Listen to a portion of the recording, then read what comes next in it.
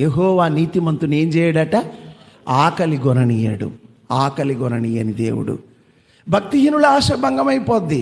కాబట్టి ఏలియా చక్కగా దేవుడు చెప్పిన ప్రకారము కేరీతు వాగు దగ్గరికి వెళ్ళి దాగి ఉన్నాడు.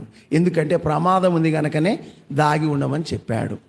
అక్కడ వాగునీరు దాగుతుండు అని చెప్పాడు. వాగునీరు దాగుతుండు అన్నది బాగానే ఉంది, దాగి ఉండు అన్నది కూడా బాగానే ఉంది. కానీ ఇంకొక మాట చెప్పాడు.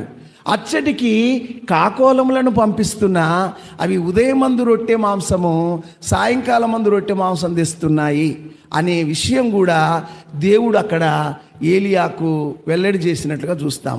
కాకోలముల చేత నీకు ఆహారం పంపిస్తా అని దేవుడు అన్నాడు. ఏం ఆహారం పంపిస్తాడు కరువులో? ఏం ఆహారం పంపిస్తాడు కరువులో? మరి పైపెచ్చు ఎవరట తెచ్చేది? కాకోలములు. కాకోలములు అంటే కాకులు. కాకులు ఏలియా నీకు ఆహారం తెస్తాయి. ఓకే. కాబట్టి ఇక్కడ దేవుని పిల్లలకున్న ఒక గొప్ప లక్షణం ఏంటి అని అంటే, అది ఎలాగూ ఎట్లా అని ప్రశ్నించడం కాదు, దేవుడు చెప్పిన మాట ప్రకారము చేయడమే మన పని. కాకోలములకు నేను నీకు ఆహారం తెచ్చేటట్లు చెప్పినానంటే, ఏలియా ఎక్కడైనా కాకులు ఆహారం తెస్తాయా ప్రభువా?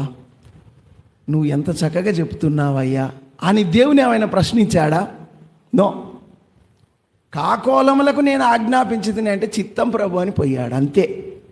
దేవుని మాటకు లోబడమే దేవుని పిల్లల లక్షణం. వెళ్ళిపోయాడు, ఉన్నాడు.